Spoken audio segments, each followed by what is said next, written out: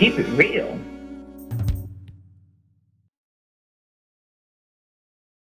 Hey everybody, welcome back. As you see, I had to stand. My producer told me I had to stand on this one. I'm a little confused, but that's okay, because this segment is the beginning what you know no good. So I'm gonna tell y'all I had to get my mom's permission, but I wanted to share what happened to her just to make sure I'll be safe so I don't get in trouble, because I'm always up to something, right? So we're gonna go back some years and I'm gonna tell you what my mom did. So my mom lived in a complex. It was a really, really nice complex. And she must have had a crush on the little neighbor next 2 doors down. He was a handsome young man. She let me see him. Got to see him. I was like, oh mom, he is cute. He was her age. So one Sunday morning she called me, yeah, babe, I'm gonna get ready for church. Now if you see my mama, don't come from her. Don't call from my mama. But I'm gonna tell you what she did. She was so embarrassed. I was like, Mom, how was church? She said, Jesus, help me, Lord. Help me, Lord. I said, well, what happened? She said, girl, I got dressed, put my little skirt on, and I was heading to the car. She said the little neighbor was behind me. So she said, I went to strut. She said, I was looking all cute. She said, I did my hair like this. I said, ooh, you better go, girl. I said, go, Mom, you got it in you. She said, girl, I got in the car and I looked. She said, oh, he's looking at me. I said, Mommy, you better do it, girl. She said, he was getting closer. She said, I hurry up and fix my hair up. I said, Mom, you still acting like that? She goes, and he knocked at the window. She said, I let the window down and said, hi. He said, hi, ma'am. He said, I couldn't let you go to church like this. She said, oh, he said, yeah, your dresses and your underwears. Yo, that's my mama. That's my mama, y'all. She said, oh, thank you so much for letting me know. That's my mom, and I'm going to church with her drawers and her dress and her drawers, y'all. Oh, Lord. She said, I went in the house. I was so embarrassed. My little brother was in there sleep. She goes in and go, why you didn't wake up and tell me my dress was in my underwears? He goes, Ma, I don't look at you like that. You're my mother. Well, that's what I know no good. Hello, everyone, and welcome to the BEV4REAL show. I am so excited that you came back today to spend time with me and my guests. Today, I have a fabulous, young, beautiful lady with me, Miss Sister Louise, in person. Hey, Sister Louise, how are you, my dear? I am super. I just feel amazing today. I am so glad that you made it to the BEV4REAL show. Yes. I really am. I remember when we first met, when you came out to the Youth Academy, and your smile, I just knew we was going to connect. I had to get you on the show. I knew you had a story to tell, Tell us a little bit about yourself. Okay. Well, first of all, let me thank you very much for allowing me this opportunity to be with the Bev. Oh. Yes. My experience with you came farther because it was the phone call. Oh, wow. The connection was there. It was like watching the mirror, hearing you, hearing me, knowing me, hearing you. Phenomenal. I am a woman. I am constantly reinventing myself because I'm always trying to perfect myself in terms of just living the life. I am married twice. No, I am not a polygamist. I married when I was young and had 3 beautiful children. They're adults now. And then God gave me another opportunity in marriage. 20 years this year. And I am a singer, a songwriter, a musician. I'm a book author. I'm a book publisher. I was born in Charleston, South Carolina. I didn't grow all the way up there. I lived some in Hampton, Virginia, and some in Florence. And then migration brought me to Columbia. So that's the skinny of a long. Wow. Yeah. Wow. Oh my goodness. Thank you for that compliment. Oh my, when you, who you are, you just want to keep it real. For me, I just want to keep it real. Yeah. And you always know someone by the fruit. Yes. And you're right, on the phone. We had a connection. Like we was talking, like we knew each other forever. Ever. So when we first saw each other, it was amazing. Yeah. It was amazing. And I always said to you, I said, Miss Smith, I love your accent. Where are you from? I'm from Choctaw. Charleston. That's right. That's right. That's right. My family originally, Nazareth Bay, Virgin Island, and my grandmother moved to Philadelphia, and my mother went back there to, I guess you could say, have her rearing, because she wanted to come south for schooling. Like what is it? Nursing school. And you have to forgive me. Sometimes I have to find my words. And it's because of the brain injury. I had a stroke in 2013. But upon that, she met my dad, and then she had baby 1, 2, 3, 4, and 5. And so that's how we're in Charleston. Yeah. I met my biological family in 87. Okay. Because my mother had 5 children. 4 of them, let's see, the first and the second was raised with our grandmother. The third and the fourth, which would be my sister and me, we were adopted. But my third sister was adopted in the family, and I was adopted outside the family. Oh, wow. So then when I can't, I used to have epilepsy. And so I would always have to go for these treatments and these cocktails to subside the epilepsy. And I was pregnant with my third son, and I my vital signs shut down. And they transported me to Charleston. But while that was happening, I had gotten connected with ABIS. ABIS is Adoptees and Birth Parents in Search. And my best friend helped me to know that my last name was Frazier, and that my adoptive name, Louise, is not who my mother named me. She named me Juanita. And the year that I was there in 87 was when I met my family. And then that's when I got to meet my her dad and her mom. And it was differently wonderful. Yeah. Differently wonderful. So the relationship that I had with my birth mom, and we're so much alike, we're more alike with me outside of the family than my sisters who, were there.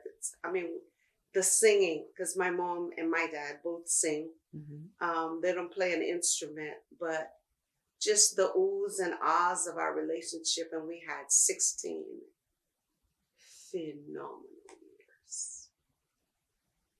Phenomenal years. It's like, she's like in another place, but she ain't never away from me. She's right here. She and my father.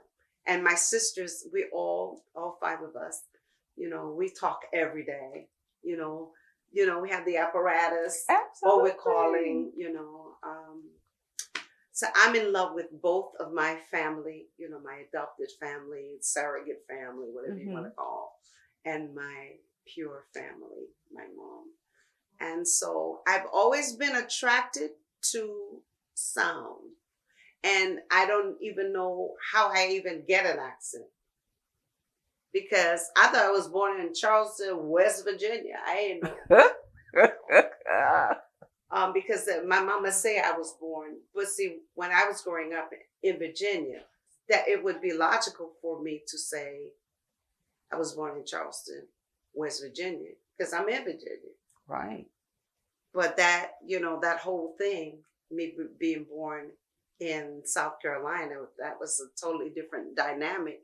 But the sound, it must be innate. I don't know. But whenever I would hear it, my ears would go toward it. And I never want to lose the culture of my sound. Absolutely. Never. Wow.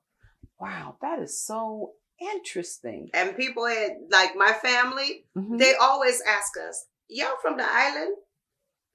No. Not unless you want to say John Island or James Island, but no, we're from right here.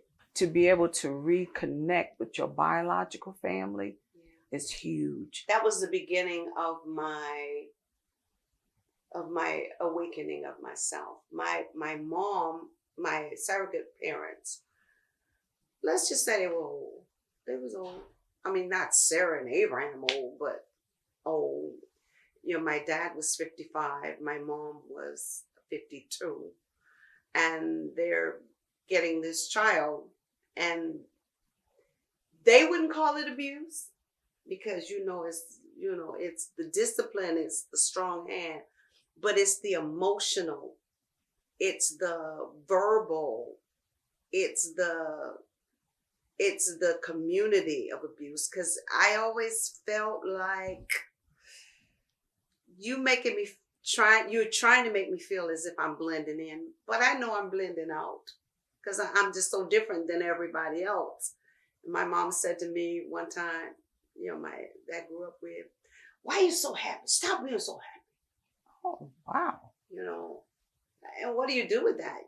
You're little. You're supposed to be happy. Making mud pies, playing with dolls, pushing stroller, singing. You're supposed to be happy. But that was not what she was translating to me. So I always had to walk on eggshells, but God gave me music.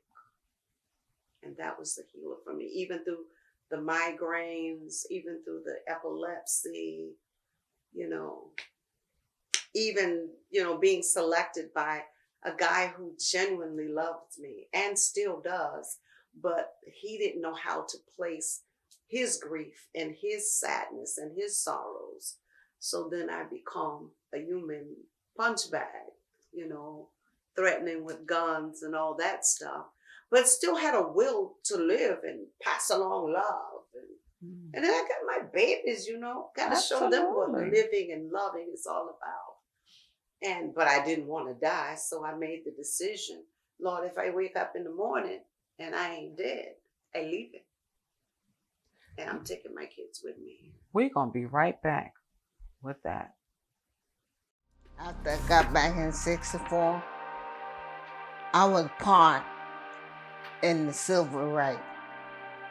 I got arrested on Brown Street, but I didn't regret it because I was trying to fight to get equal rights. I was put in jail.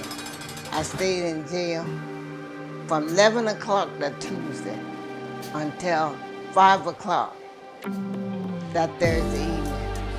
I didn't contact my parents because then they would have been very upset. But after I got out of jail, I came home that Friday. And before I said anything, they said, we saw the civil rights was going on in something. And it wasn't a doubt in our mind that you was part of it. I said, yes, I was.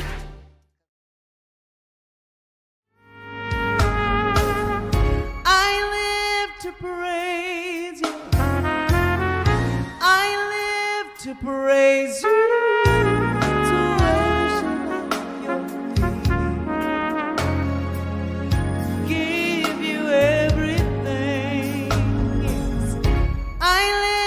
to praise you. Yes, I do. Welcome back, everybody.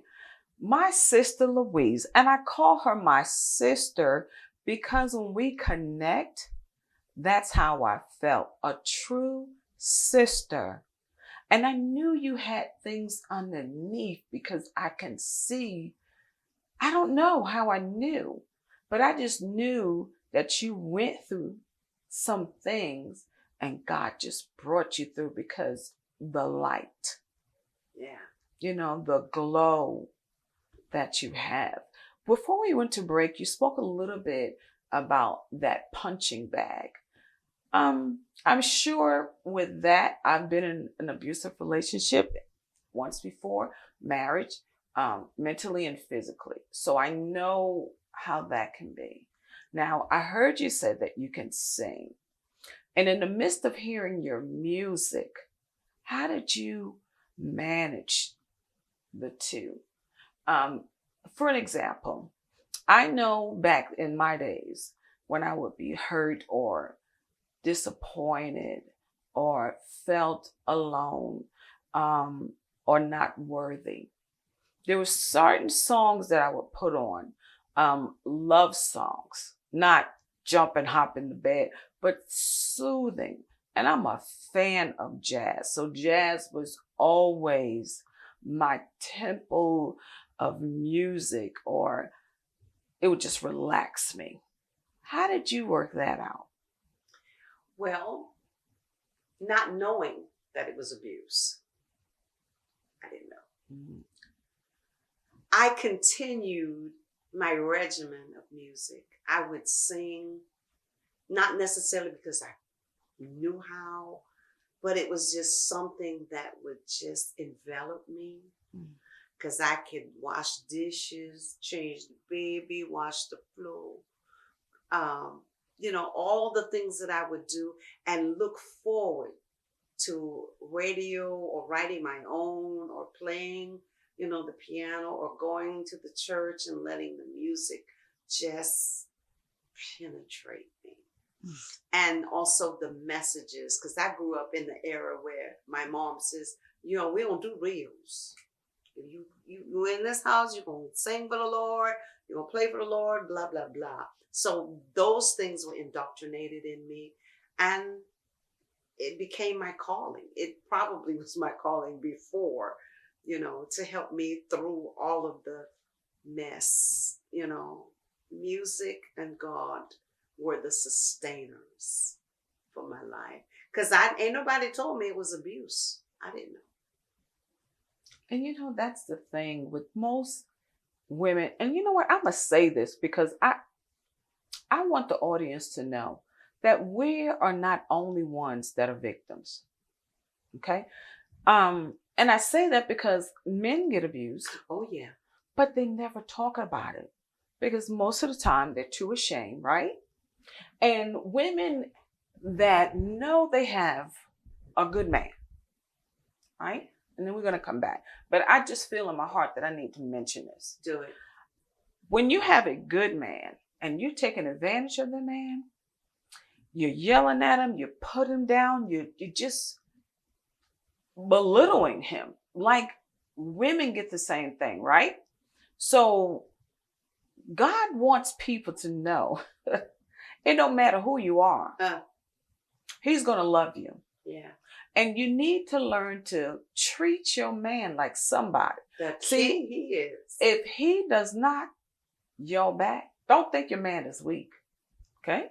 If he doesn't hit back, don't think your man is weak. Because a man is never none of the above. He's a good man that was raised by a good mother. Yeah.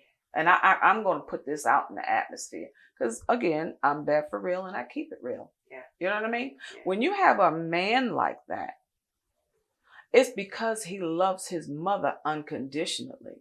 He would never take advantage or hit a woman or disgrace her because that's not the way he was raised. Right. So if you have a good man, yeah, take care of your man. Yeah, because, honey, there are women out here. The second one. you know. And it's not to say in defense of my husband. I don't say ex because I have children with this man, so I can't X him out my life. Right. But in his defense, you know, there was something that was very traumatic that happened to him before he went to the military. And he didn't know how to handle it. He didn't really have anybody to talk to about it. And then he marries this girl. She's like a 9-year-old because she's still playing with a doll baby and tea set. And because she's sheltered. I mean, that's really all she knows. The only adult thing she knows is playing the piano and singing, and, you know, all of the nicety things. And so he had to deal with somebody that having seizures, having a headache, got 3 kids. One of the kids is, as some people would say, less than perfect because he has a physical disability, Down's syndrome. And it was just a bit much, and a bit more much. So when things just got frustrating, then this happened, you know. And being that I come out of an environment, then I'm thinking it's normal because that's what parents do. They beat their kids. I never got the switch over, but God taught me. He did. He taught me. And then, but ain't nobody ever put a gun to me. You know, I had that happen to me twice, and I was like, this is too much. Right. It's too much for my children. It's too much for me. If I wake up in the morning and I ain't dead, I leave him. And I'm so glad that I did. And he still advocates for me. He still loves me. You know, we get along famously now that, you know, my husband, you know, is here, and he's just such I can't even put words about Mr. Smith. He is just an amazing, beautiful, godly, natural man that esteems me. And we're like this. He put me here, then I go. And I put him here. So we're always building the ladder for love and success. That is so beautiful. Yeah. That's so beautiful. You know, what stuck out to me is what you just said. When you're young, you just don't know. Yeah. You know, listening to you, I'm telling you, we had such a connection. Because I was in a relationship like that, right? So I had the opportunity to ask, why did you beat me so much? You know? And the words were, that's what I saw my mother do. So isn't it something how you can tolerate somebody else's stuff because that's all they know? Right? It's not fair. We don't ask for it. Right. But we gain strength from it. I guarantee you. We gain strength. And now that you know better, you do better. Right? So now that we're doing better, we both have been blessed with good men. Oh. Our mind is just, whoo. Yes. Yeah, I just love. And he is my third and final destination. Yeah. I just love him unconditionally. So I know. And I got to watch you and your husband interact when I came on your show. And I had to get back in the car and say, honey, so it's not just us. We're good. You know what I mean? Because people go, there's no way that you two can go, honey, boo, baby, sweetheart. Oh, yes. They don't get it. If Yeah. you never had that love, then you wouldn't understand. But know this, they that wait upon the Lord. Yeah, yeah. And my father, my dad, my surrogate dad, was just, he was like everything. My mom, she was a little on the different side, you know, and I'm thinking maybe she experienced something and she couldn't switch it over.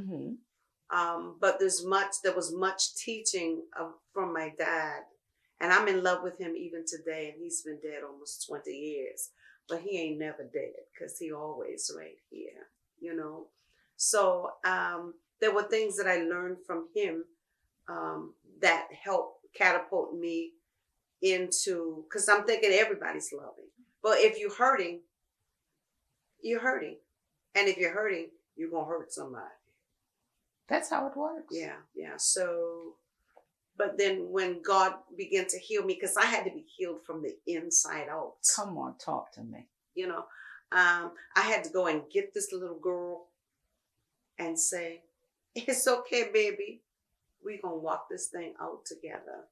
Then I was ready for Mr. Smith. I was ready for him. And he was ready for me because he was in an abusive relationship. And I'm saying, you're called, you're a man, you have great rank, you have great charisma. And so then I had to build him up in his faith. I had to build him up. You know, it's like, I just let him do boy things, do man things, you know, as it relates to me. And he tells me, you're my best friend. And I say, you're my best friend. And so it's always, the Bible says that we are never to esteem ourselves above. So when he esteems me, I come to him and then I esteem him. And it's always like a ladder to our successes. And you've been married how many years now? This year will be 20.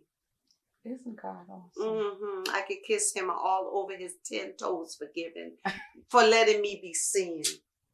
You know, with because Linton was very unorthodox how we met, because he called me over the phone because my husband introduced him to me because I was in the Arts Commission and he had just become an inductee. And so that Thursday evening, you know, when we met, and then it was like, oh, another adult. Oh my God. Not just church, but just an adult to talk to. It was phenomenal. So from that Thursday to the day, we ain't never been apart. We married 2 years after dating. And it's just been a journey that I've just enjoyed. And he and I share music because he's a trumpeter. I'm playing piano. He auditioned for me, and I was like, and then I went and I auditioned for him, and the rest is our story. We'll be right back. Hello, everybody. Welcome back. Listen, we're getting close to the end of the BEV4REAL show for this segment. But before we close out, you just got to hear what I heard. With that note, I'm going to have Miss Louise Smith, not just Sister Smith, Miss Louise Smith, sing a song. Wow. I'm so excited. I am thrilled to be singing just a smidgen of a song that helps me stay on point. I sing because I'm happy.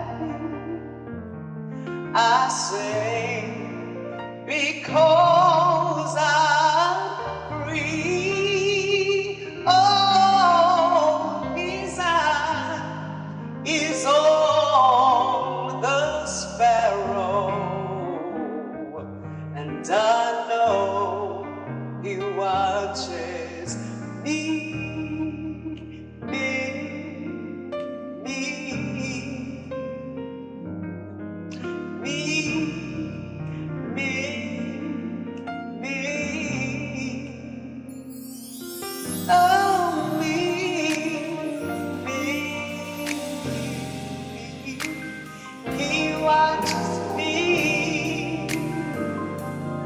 I say because I'm happy down in the soul. I say because I'm free.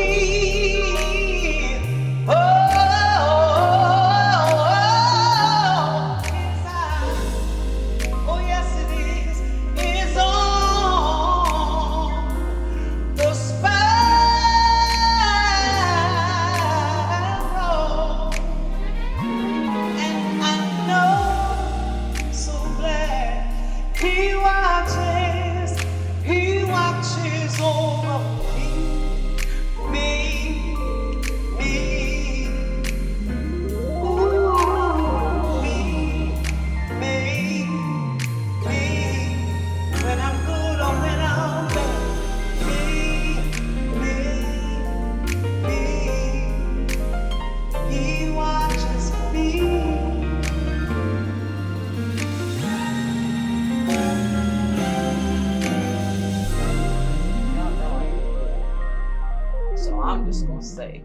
Miss Louise, tell them where they can find your CDs and everything about you. Yeah. Well, we have seasonedmusic.org. We have Kingdom Builders Publications. And that's the skinny of it. I am a book publisher. I'm also an author. You can call or write an email. I'll come to where you are, because I love to sing. I love to sing. With that, we both love you, and we'll see you on the next episode. Bye-bye. Bye.